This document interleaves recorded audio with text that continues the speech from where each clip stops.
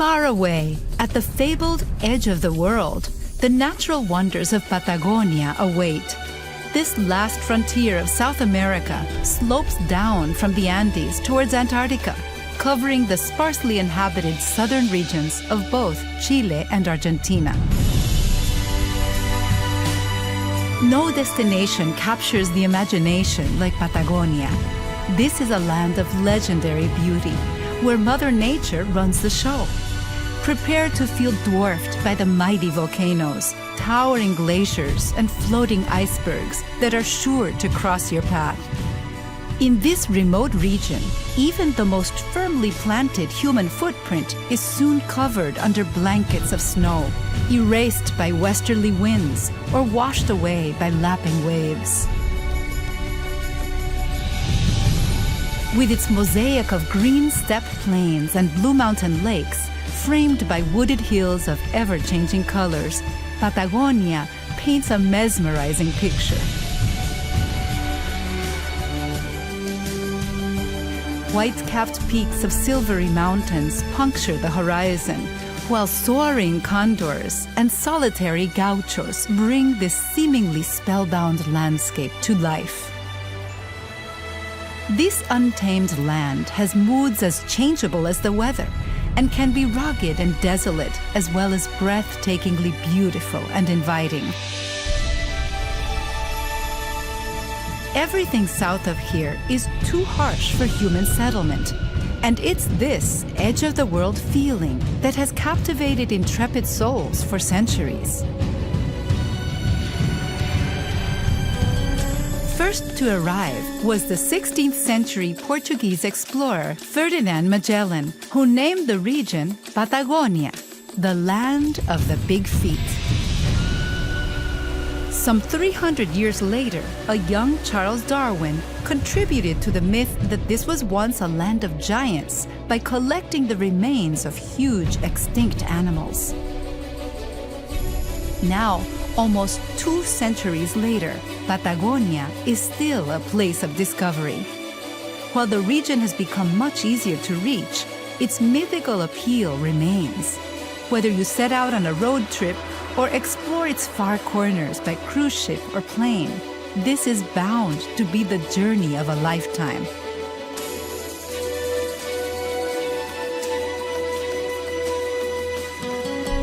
On the Argentinian side, one of Patagonia's most relaxing day trips takes you from sleepy San Martín de los Andes to Villa La Angostura.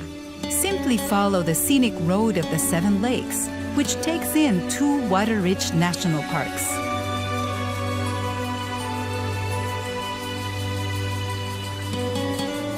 This road trip will bring you to San Carlos de Bariloche, a popular mountain resort on the shores of Lake Nahuel Huapi. The town has all the facilities and outdoor pursuits of the Swiss Alps, without the price tag. When roaming south along the famous Ruta 40, take a detour to the town of El Chaltén, Argentina's trekking capital in the southern Andes. Hike to the idyllic Laguna Capri, or to even higher lookout points to gaze up at the moody Fitzroy Mountain. Other trails provide scenic views of the jagged peaks of Cerro Torre, which only few dare to climb.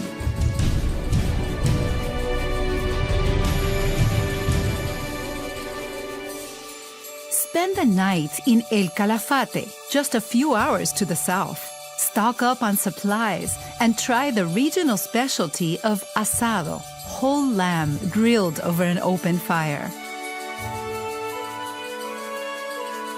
El Calafate is nestled on the southern shores of Lago Argentino, the gateway lake to Los Glaciares National Park.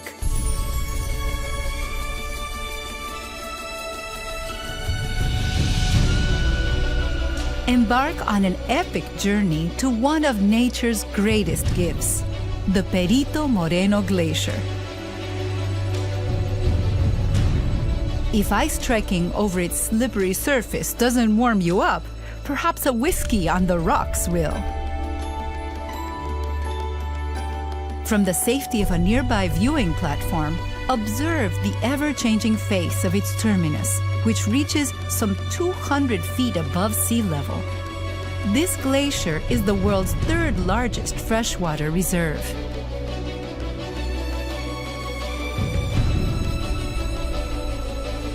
Most Perito Moreno tours also take in the milky waters of Canal Uppsala, nature's own exhibit space for some of the most spectacular sculptures on Earth. Floating icebergs shaped by water and wind. All the way south, the Strait of Magellan separates the far corner of Patagonia from mainland Argentina. When Magellan first arrived here, he spotted the campfires of native tribes and named the archipelago Tierra del Fuego, the land of fire. You can get there by boat, but most visitors simply fly to the province's capital, Ushuaia, the southernmost city in the world. This former penal colony was once a cold and brutal place of punishment, but now extends a warm welcome to all newcomers. In the morning, board the end-of-the-world train for an unforgettable day trip to Tierra del Fuego National Park. An even more scenic way to reach this reserve is joining a cruise along the Beagle Channel, the closest you can get to experiencing Antarctica without actually going there. See the Magellanic cormorants flock to Bird Island and then observe the lazing giants on Seal Island. The nearby Les Éclaireurs lighthouse has marked this passageway to Chile for about 100 years. Once you've reached the wondrous domain of Tierra del Fuego National Park, you have come to the end of your Argentinian explorations. From here, you can either return to Ushuaia and fly to Buenos Aires, or cross over into Chile to explore the west coast of Patagonia, where more adventures await.